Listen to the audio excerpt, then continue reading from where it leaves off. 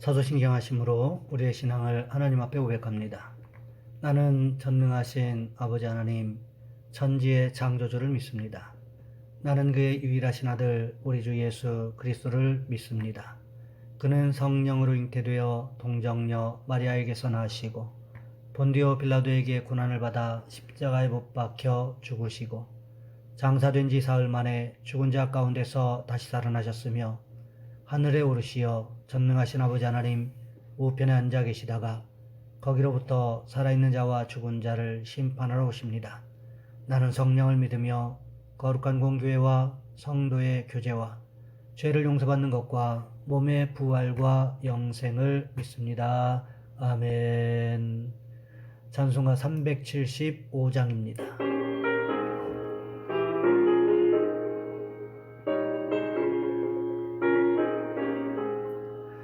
나는 갈 길 모르니 주여 인도하소서. 어디 가야 좋을지 나를 인도하소서. 어디 가야 좋을지 나를 인도하소서. 아무것도 모르니 나를 가르치소서. 어찌해야 좋을지 나를 가르치소서. 어찌해야 좋을지 나를 가르치소서.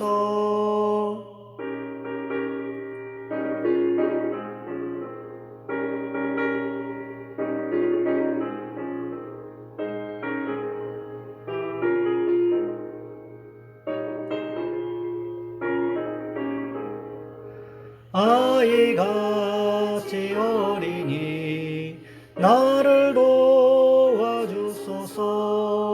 힘도 없고 약하니 나를 도와주소서. 힘도 없고 약하니 나를 도와주소서. 마음심이 슬프니 나를 위로하소서. 의지없이 다니니 나를 위로하소서. 의지없이 다니니 나를 위로하소서.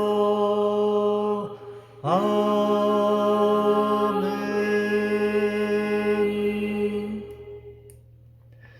오늘 말씀 열왕기상 13장에서 보겠습니다. 열왕기상 13장 33절로 34절까지 말씀입니다. 제가 가진 성경은 구약 성경 539쪽에 있습니다. 제가 봉독해 드립니다.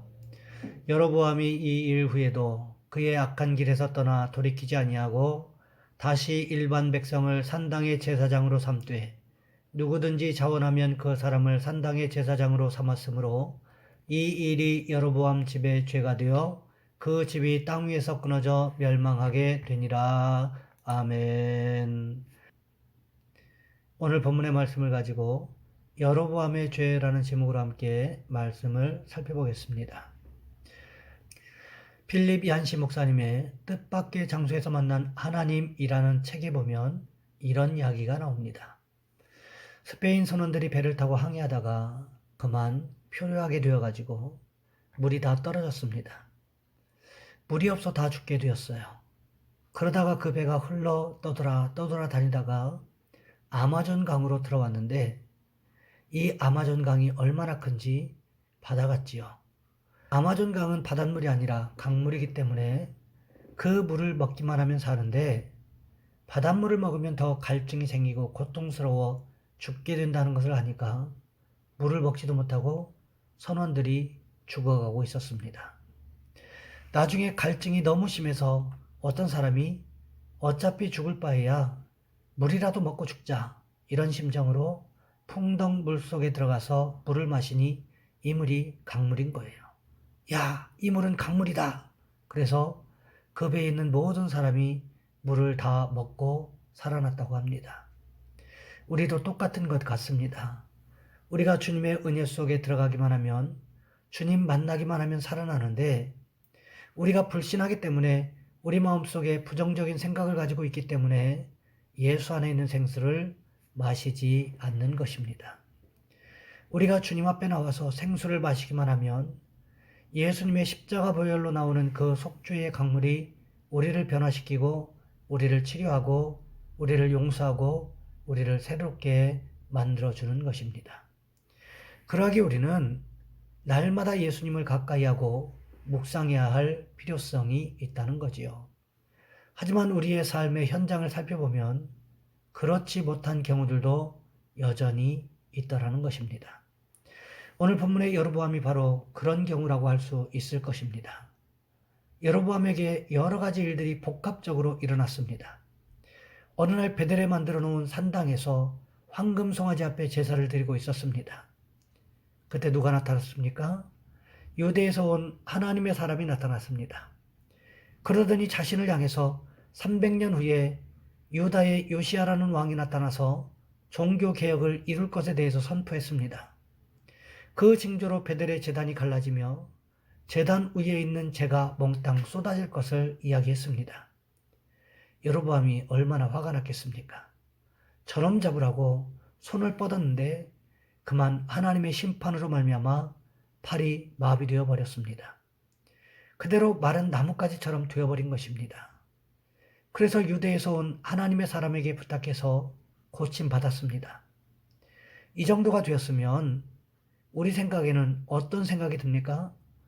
여로보암이 조금이나마 정신을 차릴 수 있는 계기가 될 수도 있겠다는 생각이 들지 않습니까? 하지만 여로보암은 전혀 달랐다는 것입니다. 자신의 잘못을 고칠 생각을 하지 않았다는 것입니다. 여로보암이라고 해서 유대에서 온 선지자의 죽음에 대한 소식을 듣지 못했겠습니까? 제 생각에는 아마 들었을 것입니다. 여로보암이 무슨 생각을 했을까요?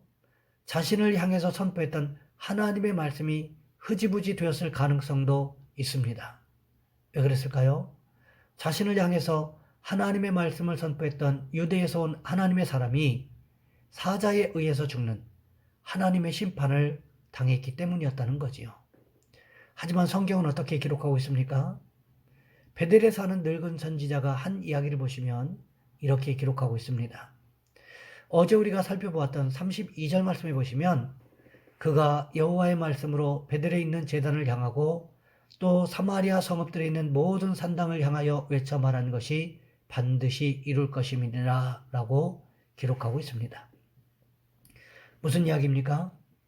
하나님의 심판의 확실성에 대해서 베델에 사는 늙은 선지자가 말했다는 것입니다. 그럼에도 여로보암은 계속해서 어떻게 했다고 성경이 기록하고 있습니까? 오늘 본문 33절 말씀에 보시면 이렇게 기록하고 있습니다. 여로보암이 이 일 후에도 그의 악한 길에서 떠나 돌이키지 아니하고 다시 일반 백성을 산당의 제사장으로 삼되 누구든지 자원하면 그 사람을 산당의 제사장으로 삼았으므로 본문 33절 말씀에서 여로보암의 죄에 대하여 두 가지로 요약하여 기록하고 있습니다. 첫 번째가 무엇이었습니까? 그의 악한 길에서 떠나 돌이키지 않은 죄입니다.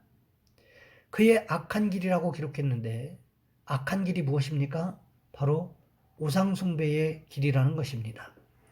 이것에 대해서 열왕기상 15장 34절 말씀해 보시면 바하사가 여호와 보시기에 악을 행하되 여로보암의 길로 행하며 그가 이스라엘에게 범하게 한 그 죄 중에 행하였더라 라고 우상숭배의 길을 여로보암의 길로 기록하고 있습니다.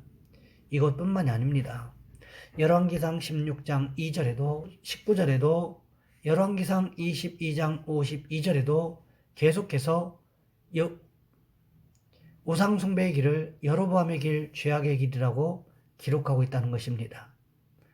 반면에 요시야의 종교개혁에 대하여 기록하고 있는 역대하 34장 2절 말씀에서는 이렇게 기록하고 있습니다.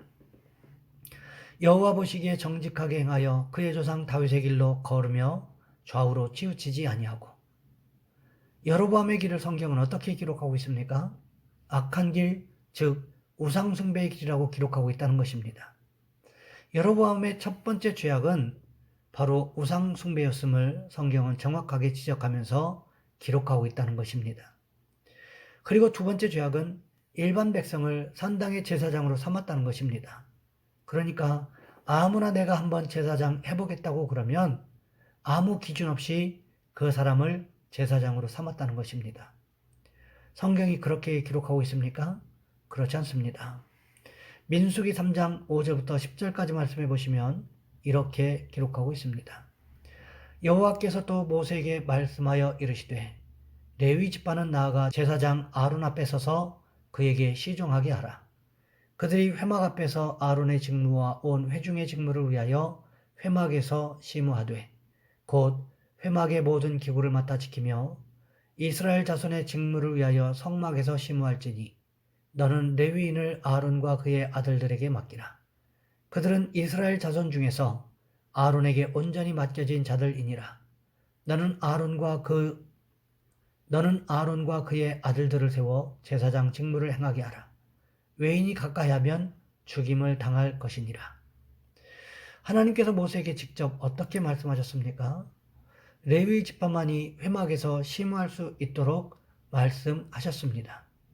그뿐만이 아니라 아론과 그의 아들들만이 제사장 직무를 시행할 수 있으며 외인이 가까이 하면 죽이라고 말씀하셨다는 거지요.